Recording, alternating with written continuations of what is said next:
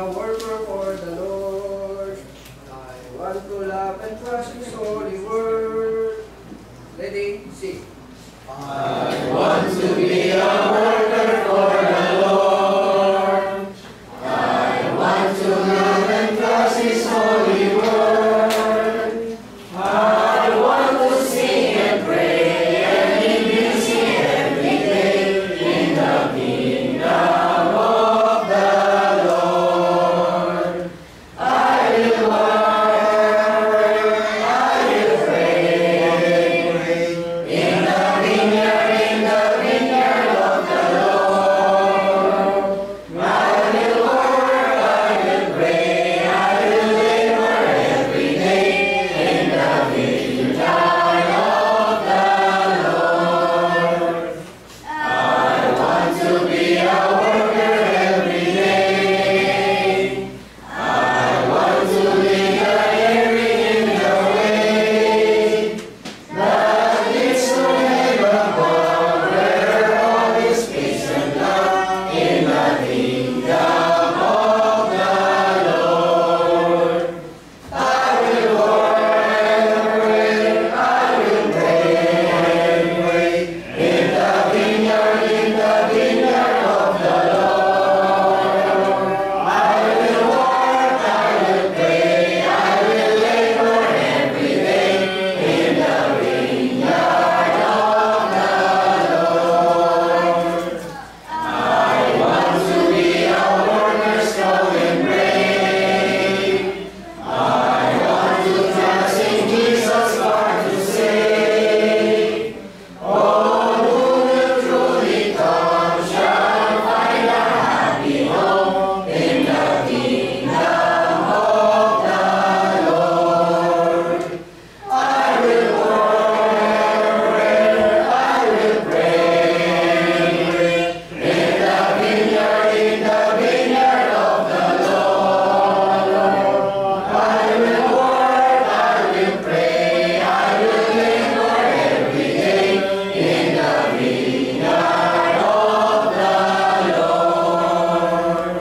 I want to be a worker, help me, Lord, so lead the lost and hearing to thy word, that points to joys on high, where pleasures never die, in the kingdom of the Lord.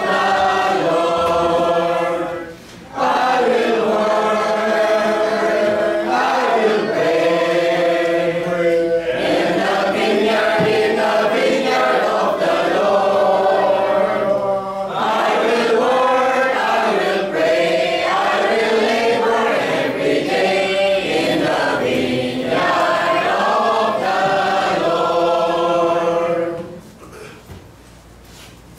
Tayo po lahat ay nanalangin. Huwag po na ng makapangyarihan sa lahat. Lubos po ang aming pagpapasalamat sa umagang ito na minsan pa, Panginoong Diyos, ay niloob mo, Ama, na ang bawat isa sa amin ay makarating sa dakong ito upang patuloy kang sambahin, katilain sa iyong kataas-taasang pangalan.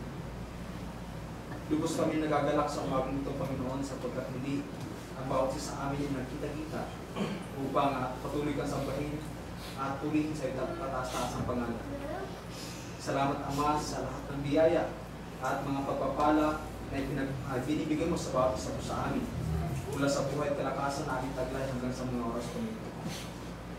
Ama, dalangin namin sa umaga po ito na patuloy mong linisin ang aming mga puso at isipan at patuloy mong pagkalooban ang bawat isa sa amin ng sapat na kaalaman at katalinuhan upang lubos po namin maunawan at maintindihan ang iyong mga salita.